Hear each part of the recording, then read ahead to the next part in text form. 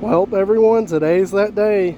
If you're an LS owner, you know putting 1 7/8 inch long tubes on your car is one of the best performance mods you can do for the money. And not only will it perform good, it should sound pretty freaking wicked.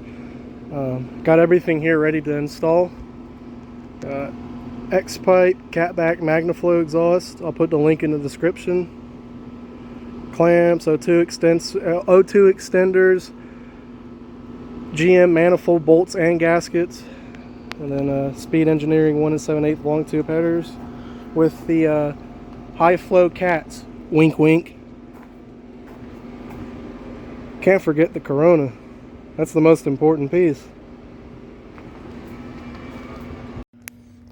One of your best friends for this job, especially with GM's notorious header bolts, knock on wood, is PB Blaster. This stuff works great in my days as a mechanic, man. And it's either this or the torch or both. So let's pray to God we don't need the torch. But I've already loosened the other side just enough, and they seem all right. So I'm going to go ahead and give the passenger side a go. So what you'll want to do is just, spray a little bit of PB Blaster on there. Nothing too much, but you'll see it start eating its way through there. Those lovely header bolts. Yeah, that's probably the scariest part of this job is header bolts. So once you get around there, it's all just downhill. So stay tuned, folks, and I'll show you how to get header bolts off the right way. All right, now that you got your impact hooked up, we're going to ugga-dugga the header bolt. I am just kidding.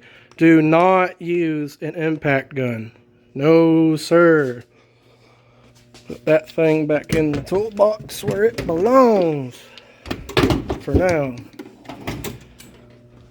My weapon of choice is going to be a Pittsburgh Pro ratchet with the extended length and a 13mm deep well socket.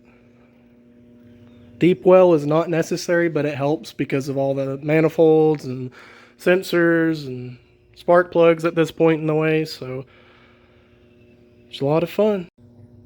Okay, so I figured out that it's kind of impossible for me to have a flashlight in my hand, a phone in the other, and then find a third hand to start loosening everything. So I'm going to have my flashlight in my mouth, and I'm going to be, I'll go ahead and show you what I'm going to do without the flashlight.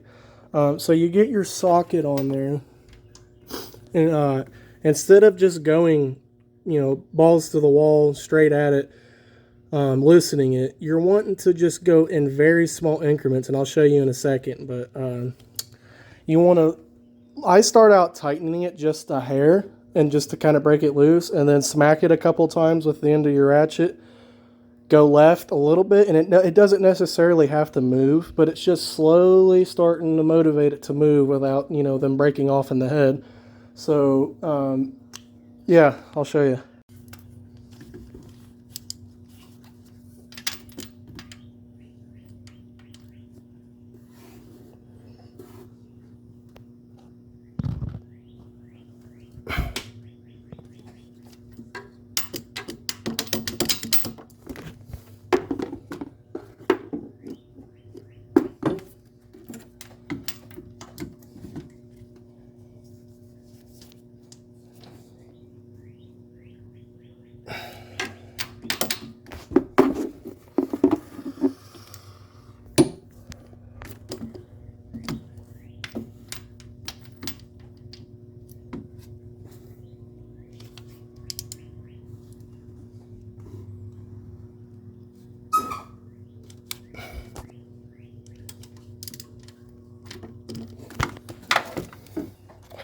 All right, it's loose. That didn't take much. That was an easy one. That squeak wasn't from the bolt. That was from my homemade table moving on the concrete floor. But yeah, it's going good. I would film the whole process, but I'm starting now. It's like I started at 6:30. It's about 6:52. I'm about 20 minutes in. Got the car jacked up. I'm wanting to get this done tonight. So put the flames on the burner and just have at it. Full send, baby. Alright, about 45 minutes later I got the driver's side manifold out. No issues, thank God. And there's the big beauty getting ready to go in.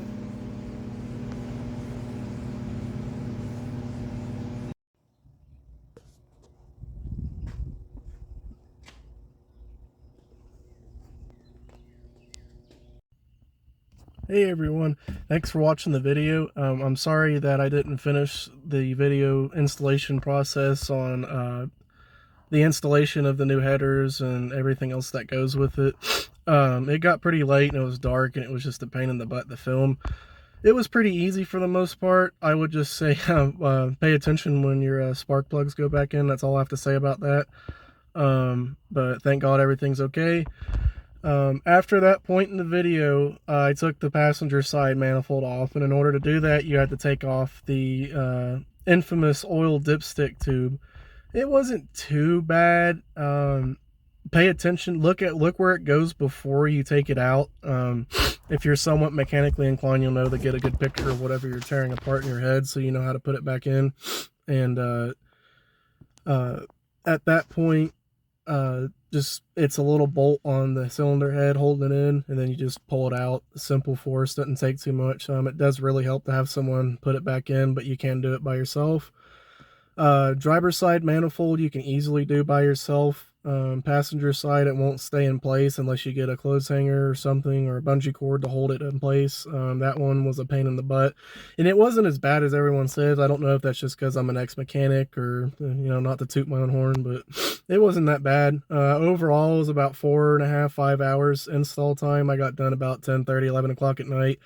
I will say on the driver's side manifold, I had to bend 2 of the headers to get it to fit, and that's just a hammer whacking it over and over again. That's what she said. But that fit. It just was not clearing the steering rack, but that's a hit and miss with any brand, really. I mean, every car is built somewhat differently with different tolerances, so it didn't take too much. I mean, maybe a 1/4 of an inch difference, but doesn't affect performance or anything at all. But after that, you just go through everything. You hook up the O2 sensors, which I did that before. You tighten everything. The torque specs, I believe, are 20 foot-pounds for the manifold bolts, and I usually just did a 1/4 turn after that, just make sure they're in there.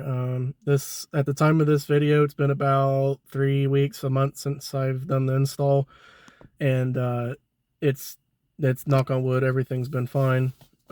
Nothing's loose or anything. The only issue I had was with the crappy exhaust clamps they give you, but after I replaced those, it fixed the issue because it kept the where the catless delete mid pipes are, it kept coming off when it would be open headers, and it sounded good, but it was annoying. It sounded like old, like, what is it called, the exhaust leak on the old, like, farm trucks, where there's that ticking sound. But other than that, up where it meets the head, it's tight, no leaks. I did put a new GM manifold gasket on, so it's going good. I posted this video a little later. I've already done a reaction video, which I'll link in the description. It sounds really good. That's an understatement, but overall the job wasn't too bad. Get some confidence, do it. You probably need a couple beers because you'll get frustrated at a couple points, but that's working on everything. You just gotta really take your time, don't rush it, make sure everything's secure before you bolt everything back up, and you'll be able to get it. If you got any questions, just go ahead and comment down below, and thanks for checking out the video.